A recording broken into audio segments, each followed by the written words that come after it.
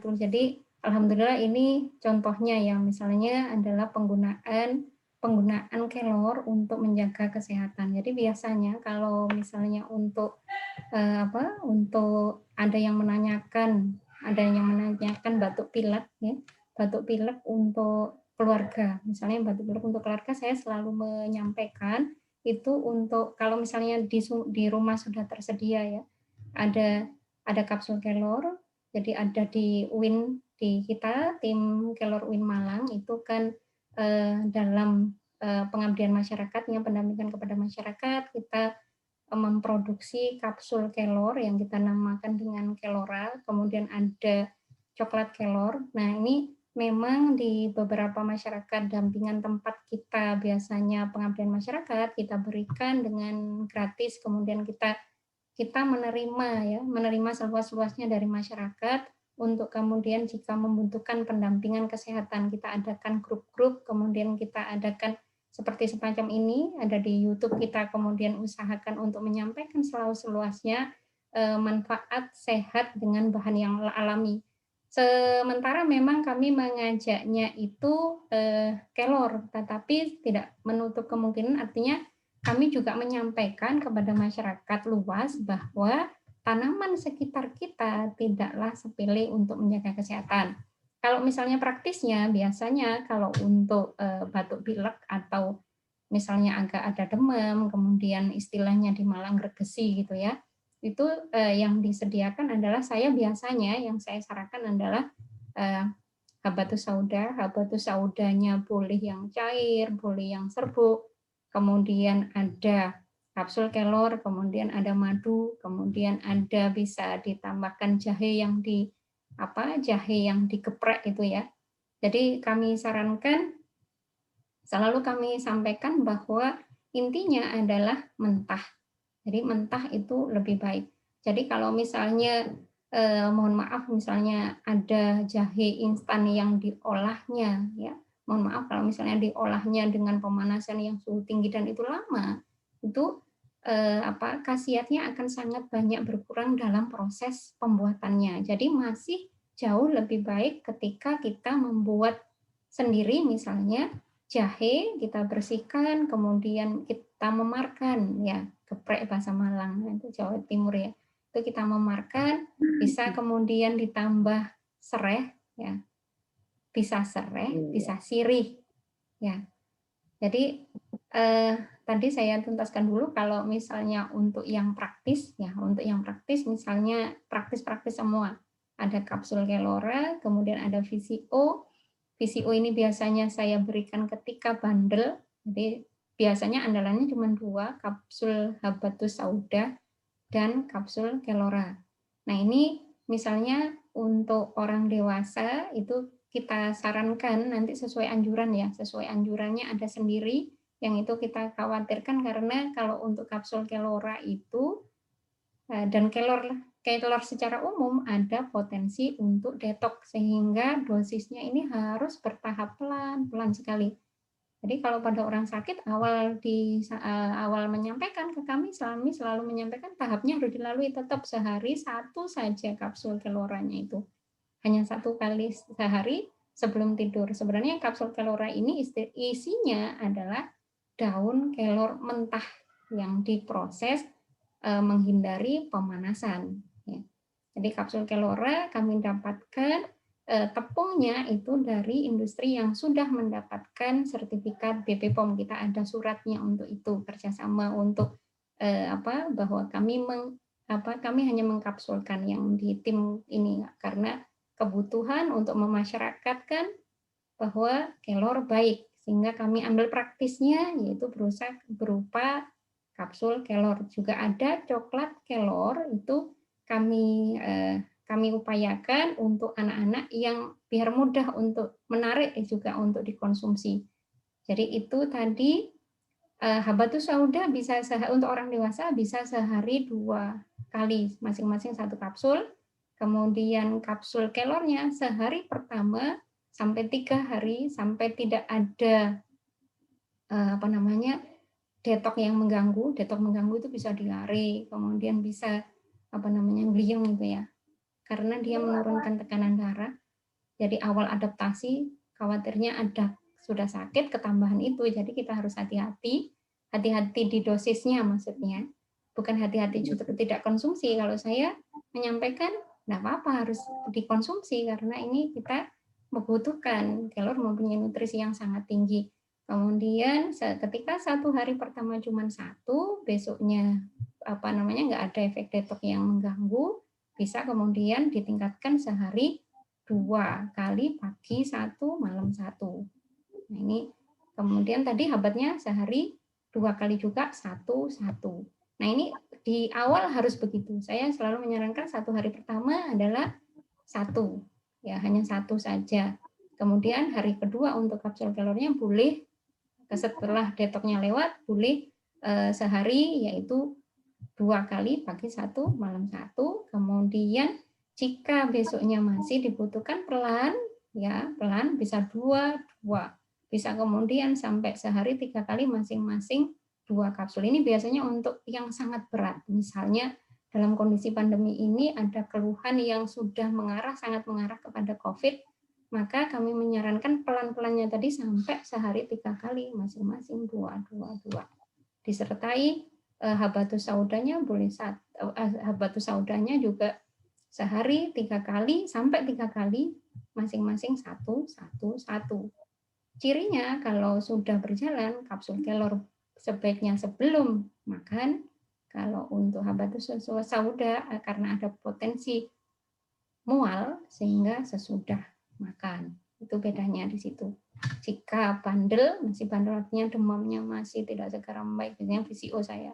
Jurus berikutnya adalah VCO. VCO ini sudah lama sekali diperkenalkan, sangat baik untuk untuk sakit-sakit yang ada demamnya gitu, saya biasanya plus VCO. Jadi boleh sebenarnya tidak hanya VCO, boleh zaitun, minyak-minyakan ya. Minyak-minyakan yang bisa berfungsi sebagai antibakteri. Ini di beberapa banyak riset sudah dilakukan. Nah, selain itu jika membutuhkan intensif, biasanya kalau demam itu butuh agak intensif. Kalau tadi anak-anak cukup berapa ya kapsul kelornya cuma 1 sehari 1. Nanti mau setengah. Kalau anaknya sudah gede, misalnya sekitar usia di atas 7 tahun, boleh sehari sampai 1, pagi 1, malam itu kalau sedang sakit. Kalau nggak sakit, cukup sehari 1 untuk menjaga kesehatan, misalnya begitu. Nah, VCO, kalau VCO karena dianggap makanan, maka boleh sehari 3 kali, 4 kali, 5 kali, 7 kali, nggak ada masalah karena dia makanan. Nah, itu tadi yang model praktis. Sebenarnya kalau model yang membuat sendiri juga bisa ya.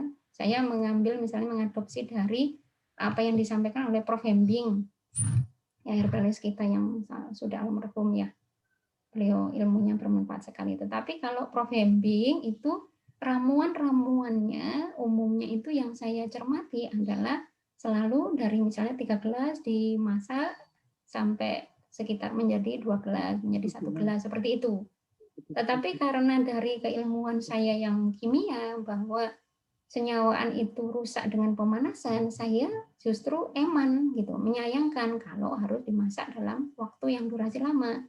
Kalau itu dibuat menjadi tidak selama itu, maka jumlah yang dibutuhkan cukup sedikit saja sudah sangat mengobati. Jadi kalau Prof. Hembing isinya itu untuk keluhan masuk angin, keluhan gregesi tadi, itu isinya adalah jahe, kemudian kayu manis, kemudian sirih, daun sirih, kemudian boleh ditambah kencur. Itu semua bahannya cuma sedikit-sedikit, kemudian dibikin infusannya. Infusannya adalah bahan-bahan tadi sudah kita siapkan, masukkan ke toples, ya, diusahakan toplesnya yang bukan aluminium, boleh stainless, boleh yang lebih baik mungkin kaca, gitu ya. Nah, ini kita masukkan bahan-bahan tadi, air kita didihkan dulu, airnya terpisah nih. Air kita didihkan di atas kompor, enggak bersama bahan-bahan tadi, bukan.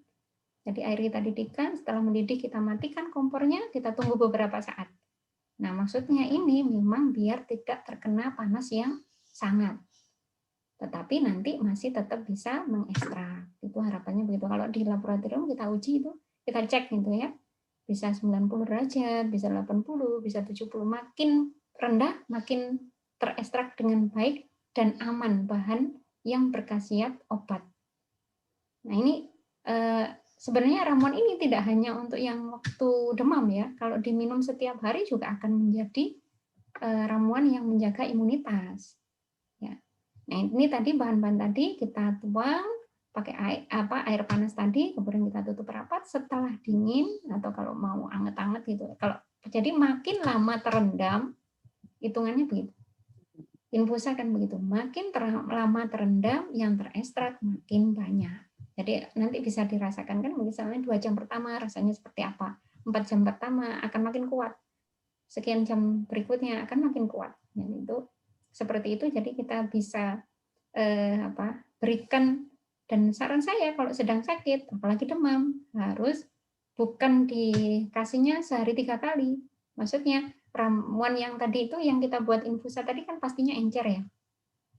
Jadi bahan-bahan tadi kalau kita siapkan hanya berapa, misalnya sirihnya 3 lembar, kemudian kayu manisnya misalnya seibu jari, kemudian kencur sama jahenya juga seibu jari. Yang kencur sama jahe boleh dimamarkan. Nah, misalnya segitu, airnya kira-kira 3 gelas. Nah, diminumnya tidak sekaligus, karena juga 3 gelas, itu sedikit-sedikit terus-menerus. Jadi, intinya kalau pas sakit, cairannya harus dicukupkan. Jangan keburu kepikiran, belum makan nasi, jangan itu. Karena yang paling penting pada saat sakit adalah, yang jelas pada saat sakit tubuh kondisi lemah. Kondisi lemah berarti nyerapnya tidak seperti pada saat pada saat sehat. Misalnya makanan masan bisa blablabla, bisa banyak. Ini bisa jadi kan muncul muncul mual misalnya begitu, sehingga kita berikannya dikit-dikit, 15 menit lagi. Sambil kita amati ya.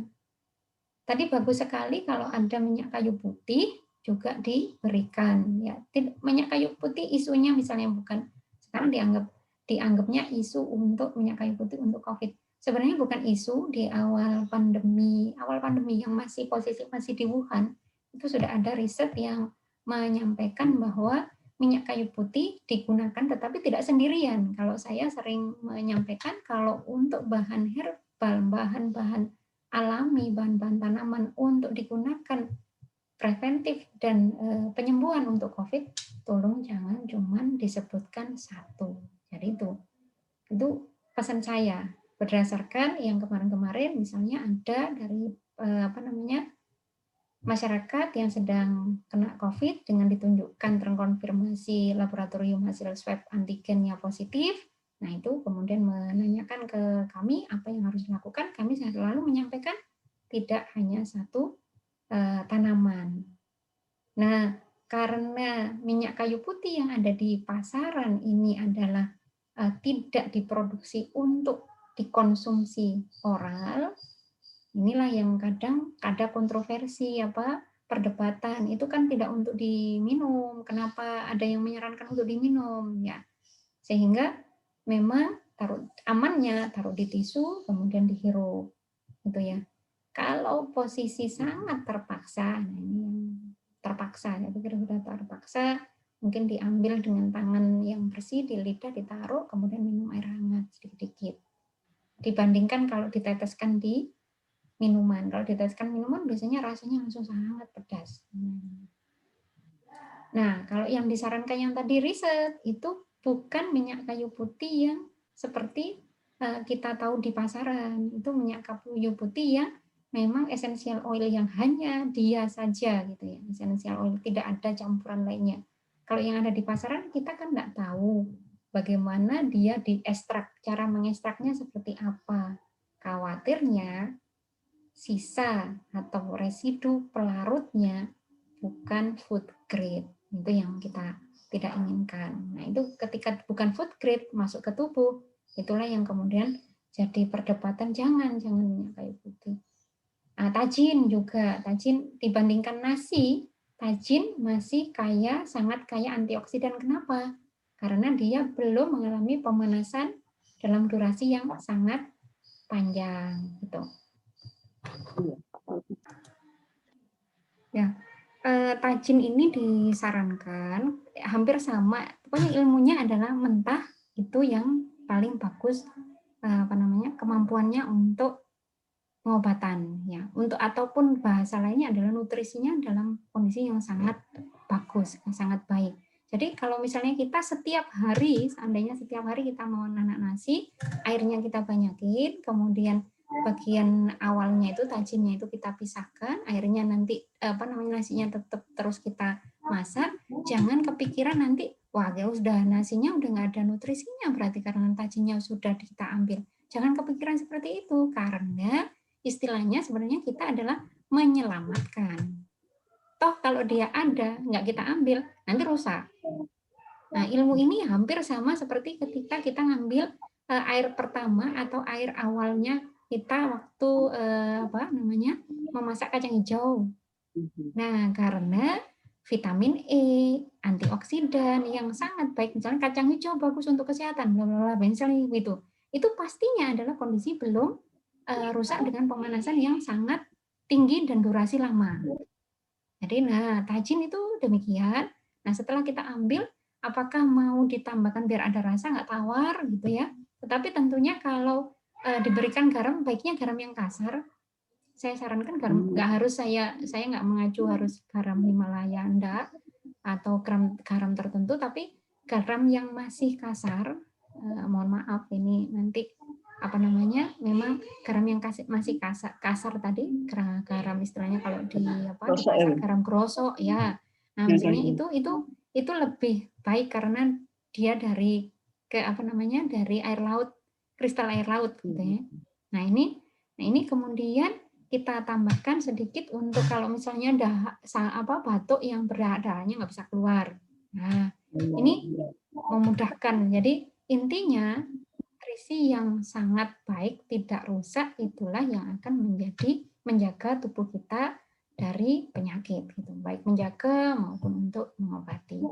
Jadi dikenyangkannya adalah dikenyangkan cairan. Kalau pada saat sakit lebih baik itu cairan, karena itulah yang paling diserap, mudah diserap tubuh, paling bagus diserap tubuh, tinggi-tingginya. Dan kalau antara buah sama pada daun lebih tinggi, kemampuannya mengobati atau nutrisinya yang sebagai antioksidan paling tinggi berada pada daun dalam bobot yang sama ya.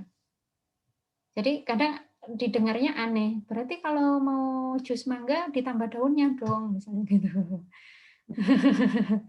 Ya lihat keperluannya. Kalau misalnya artinya kalau mau kalau misalnya mau dibandingkan misalnya buah mangga 1 kilo antioksidannya dibandingkan hanya butuh beberapa helai saja untuk dari daunnya. Misalnya kita beratkan antioksidannya, tetapi kalau dari buah kan hal-hal lainnya dari buah juga bagus, misalnya kecukupan cairannya, kecukupan vitamin-vitamin lainnya. Tapi kalau untuk dikatakan sebagai misalnya, jadi kalau di riset-risetnya kimia itu hampir semua daun-daunan itu mempunyai antibakteri, antiinflamasi, itu punya.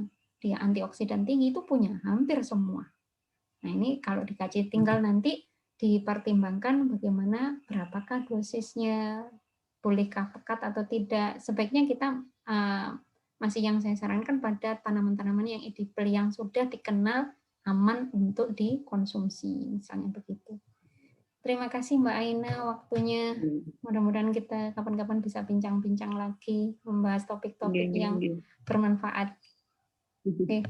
Selamat melanjutkan aktivitas, semangat untuk menjaga kesehatan diri sendiri dan keluarga.